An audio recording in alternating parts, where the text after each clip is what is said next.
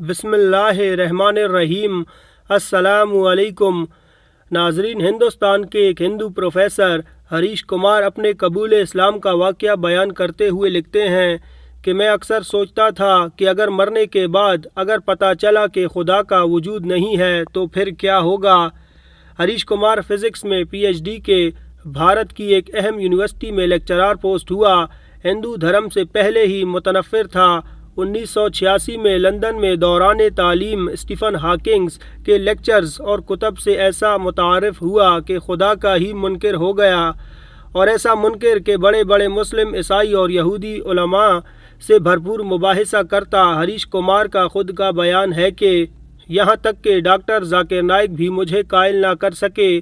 2005 کی چھٹی کے دن کی ایک صبح مسلم سبزی فروش نے بیل کی۔ ہم گزشتہ 20 سال سے اس سبزی اسی سے خرید رہے تھے۔ اس دن میں نے اسے چائے کی آفر کی تو اس نے قبول کر لی۔ حسب معمول خدا یا اللہ کے وجود پر اس سے بحث شروع کر دی۔ 30 منٹ کی گفتگو سے معلوم ہوا وہ سیدھا سادھا مسلمان ہے جو 5 وقت نماز پڑھتا ہے۔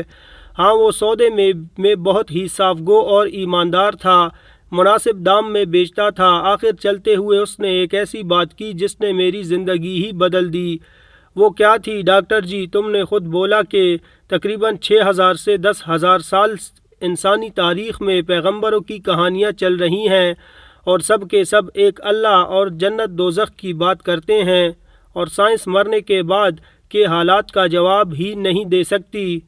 تو اب 2 ہی امکانات ہیں، نمبر 1 اللہ نہیں ہے، نمبر 2 اللہ ہے۔ اگر تو اللہ کا وجود نہ ہوا تو مرنے کے بعد ہم دونوں برابر ہوں گے، لیکن اگر آگے جا کر اللہ موجود ہوا آپ تو پھر پکڑے جائیں گے۔ دونوں صورتوں میں فائدے میں کون ہوا، آپ خود ہی فیصلہ کر لینا۔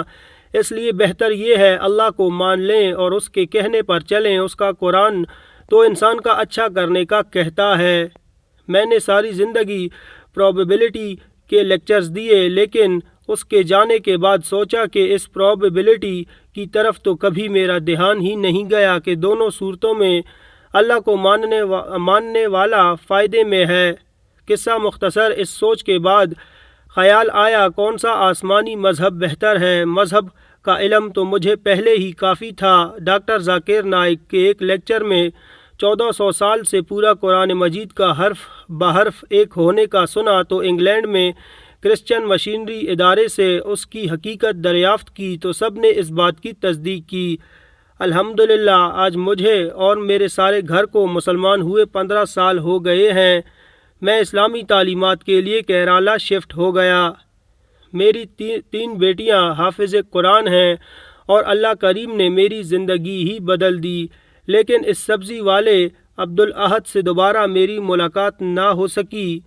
لیکن میں نے قبول اسلام کے بعد اپنا نام بھی عبدالاحد رکھا۔ وہ کون تھا؟ یقیناً انسان تھا، مگر فرشتہ صفت انسان۔ ناظرین، اسلام ہی سچا مذہب ہے، اسی پر عمل کرنے میں ہی انسانیت کی دنیا و آخرت میں بقا ہے۔ اللہ پاک ہمیں دین اسلام پر مکمل چلنے کی توفیق عطا فرمائے، آمین۔